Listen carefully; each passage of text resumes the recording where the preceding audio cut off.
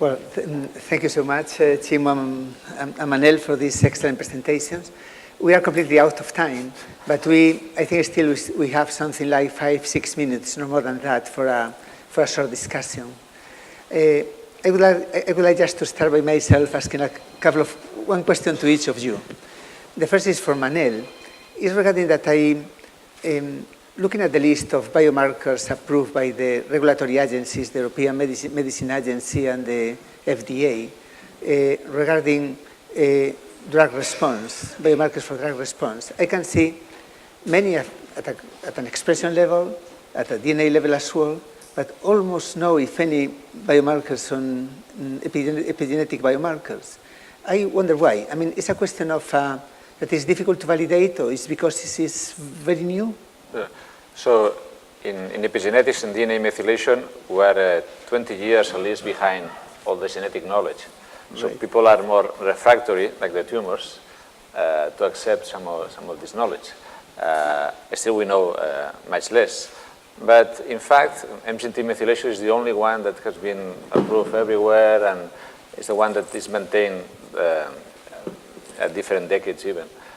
I would say this is the main reason. But even if you look at genetic, there are not so many. No, there are not so many. and genetics has been around for many, many years. Yeah, you're very right. I mean, in genetics we have something like, in total, 40, something like that. But you're right, that maybe it's a question of time. Also maybe a question that sometimes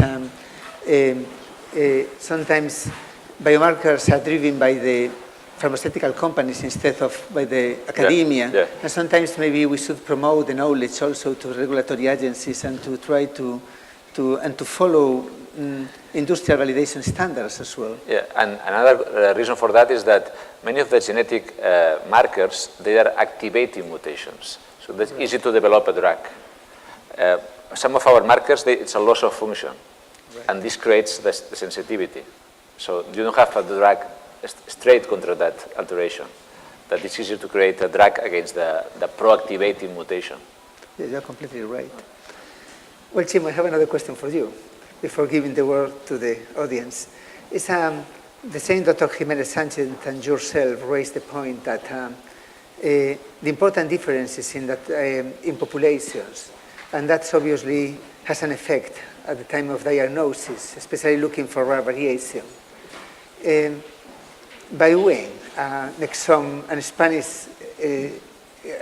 server here from Spain, because I think it's extremely important to have a common exome server here, so all we can check the variants we have at a local level. Is there an initiative on that? Another question: should we compile all the data we have that have been used for diagnosis purposes in a single database? Can we have ethical restriction for this? Well, for the first question, yes, there are initiatives for. There is an initiative launched from the CyberEarth, and there is also the initiative from the Medical Genome Project. We have sequenced in the range of 300 healthy controls, and in the CyberEarth they will sequence about 1,000 healthy people. I mean, phenotypically healthy people, meaning that they don't have antecedents of any type of disease, inherited disease, etc. We will have probably this database probably before the summer of the next year. We will have, I mean, not complete, but a lot of information that will be publicly available. So that would be quite interesting. In the second question, well, actually, I probably cannot answer your question. I don't know if it is ethical using this information for the in my opinion, it's quite useful. So as you sequence patients and you increase your information on the variability of the Spanish population, I mean, it's a way in which you can reuse this information. On the other hand, when you release a data which is simply the frequency of mutation in the Spanish population, you are not releasing statistical information, which is what you need for this filtering scheme. So probably it's not. Probably there is no problem in using it. Well, thank you so much. Is there any question for the audience? Susie? Well, thank you so much to the speakers for this enlightening conference. I have too many questions, so I have to pick just one. Maybe for Timo. Well, among the several main concerns that we have when trying to go in this direction and do personalized genomic medicine and so forth, one of my big worries is about the filtering schemes that we are all following. I think that more reflection is needed in that filtering process. Specifically, it is often a stepwise filtering process where you, for instance, say, okay, first I have frequency criteria, let's say anything beyond 0.5% I get rid of. And then I go on applying successive criteria.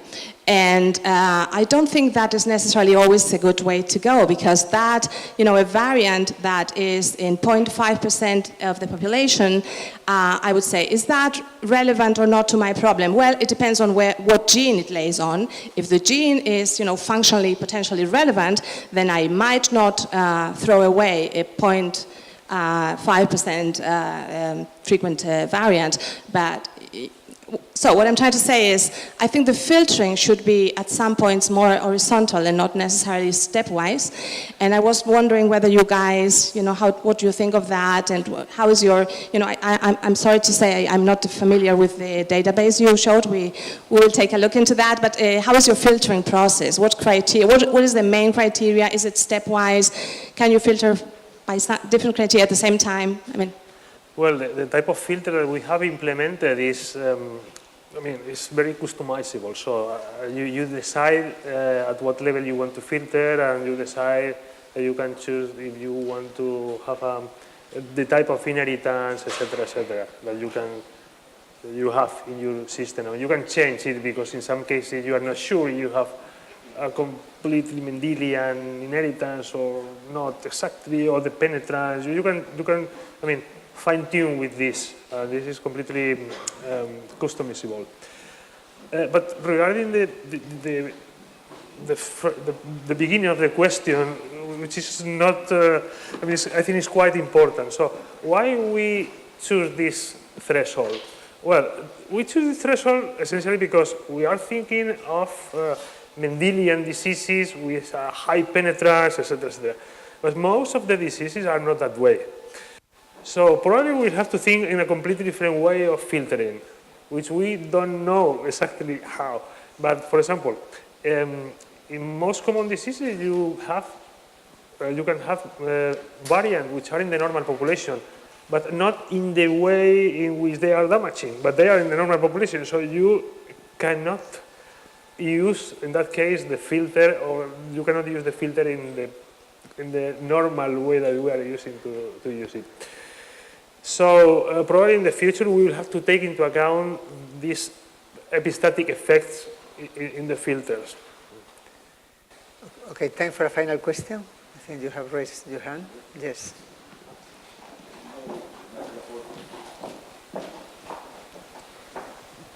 Okay, thank you very much for this exciting session. And I would like to ask a question that is related more to the first speaker, to Dr. Jimenez Sanchez, because he has expressed the requirements, the needs for the future. And you have mentioned at the last, but for me it's not the last, it's quite important, is the education. And I don't know how it is possible to tackle this very important issue. And concerning this question, is your presence in the public health domain of Harvard related to this role of also education in addition to carry out some policies on these sort of things?